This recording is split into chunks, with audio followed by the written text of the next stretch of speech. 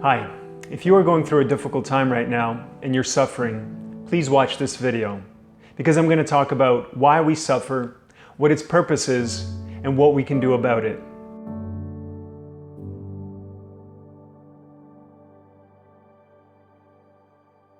Hello friends, my name is Vas Solo. Welcome to Why Spirit Matters, a channel devoted to spirituality, to self-improvement, and to big ideas.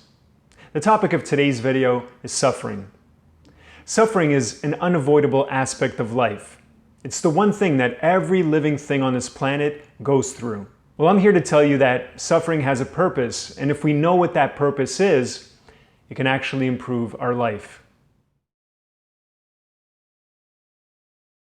Let's talk about choices, because the choices we make matter. The choices I make today, tomorrow, and next week will dictate where I end up in 6 months, 1 year, to 5 years from now. Isn't it so? If I start reading every day, in 5 years, I'll have a much bigger vocabulary and I'll be well informed. But if I spend that time watching Netflix, my mind will probably become dense, dull, and weak, because the choices we make matter. In yoga, this is known as karma, or the law of cause and effect. And this law states that even the seemingly random tragedies that sometimes befall us are the result of our past deeds. So, if we're suffering, that means two things.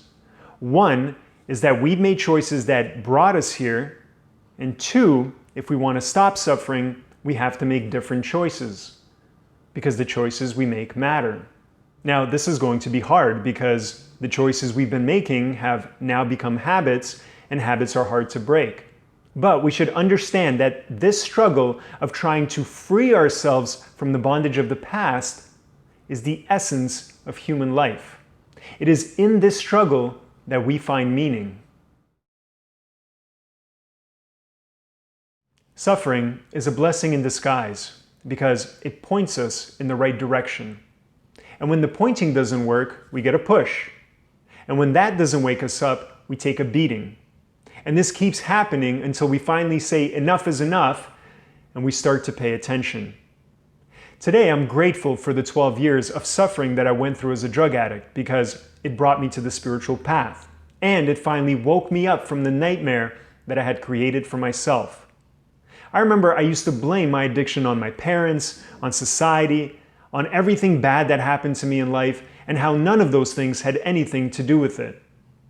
Thankfully, my suffering brought me to my knees and humbled me enough that I became willing to change myself and to change the choices that I was making. So suffering is a blessing in disguise. If we look at it from the perspective of what is it trying to teach me, half of our suffering will be gone, because what makes our suffering worse is our refusal to accept it. Many of us suffer because we do what we want instead of what we should. Like me when I was an addict. If I wanted to drink, I drank. If I wanted to party, I partied. To me, that was freedom. But eventually, those choices enslaved me. I didn't realize that the whole time I was building a tomb for myself. See, the world operates according to certain laws and principles. It's not God's fault if we ignore the law of gravity and jump from the roof of a building. When we do what we want instead of what we should, we suffer. And then that suffering points us in the right direction. I know several people who had cancer and as a result completely changed their life. They started eating better, moving more, they quit a job that was crushing their soul, and their life changed for the better. Sometimes when we're suffering, we think, I wish life was easier. If I just had everything that I want, I'd be fulfilled.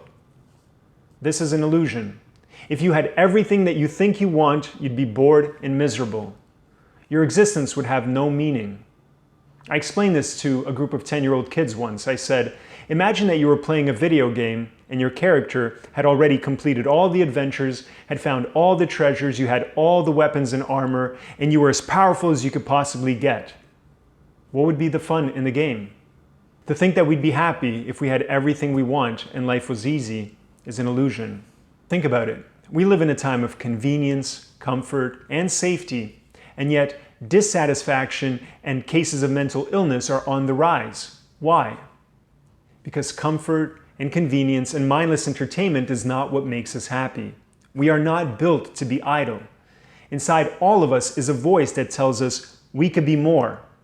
And when we try to silence that voice and ignore that call to adventure because it seems too hard or we're afraid or we don't think we can do it, that's when we become depressed.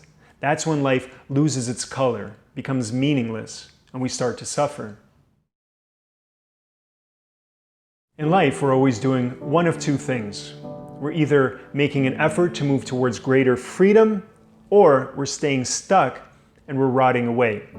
Every choice we make aligns us with one of these two realities.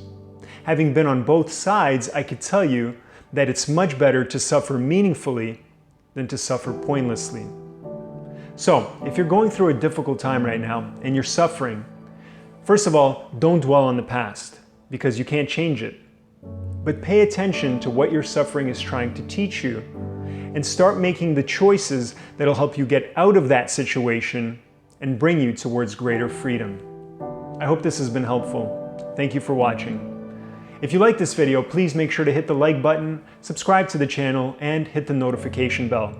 I upload one video every single week talking about spirituality, self-improvement, and big ideas. If you've ever gone through something difficult and managed to overcome it, I would love it if you shared your story in the comments.